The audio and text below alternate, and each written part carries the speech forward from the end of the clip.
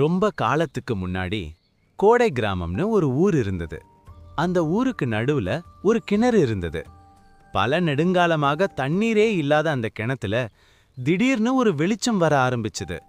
மக்கள் எல்லோரும் அது ஏதோ புதையல்னு பேசிட்டு இருந்தாங்க. ஆனா புதையல பூதம் பாதுகாப்பதாகவும் எல்லோரும் பயந்து வந்தாங்க.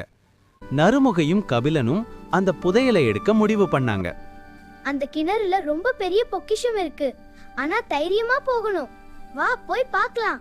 அப்ப அங்க வந்த ஊர் பெரியவர், பயப்படாதீங்க குழந்தைகளே, ஒற்றுமையாகவும் உண்மையாக நட்பாகவும் இருந்தால் எதையும் சாதிக்கலாம் என்றார். நறுமுகையும் கபிலனும் கிணத்துல என்ன இருக்குன்னு பார்க்க போனாங்க. பாரு, ஒளி அதிகமாகுது. நம்ம நட்பு இருக்கு, எதுவும் பயம் இல்ல. அதே சமயம் ஊருக்குள்ள வந்த ஒரு மர்ம நபர் இப்படி சொன்னார். தூய்மையான இதயம் உள்ளவங்க மட்டுமே கிணற்றுல இருக்கிறத பார்க்க முடியும்.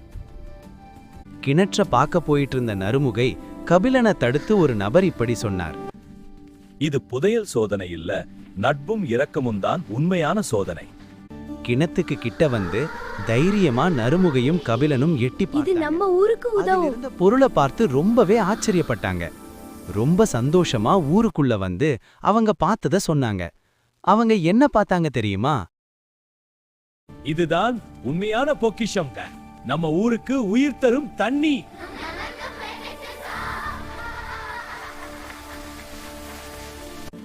நறுமுகை முதலாக தண்ணீரை எடுத்து எல்லாருக்கும் காட்டினான்.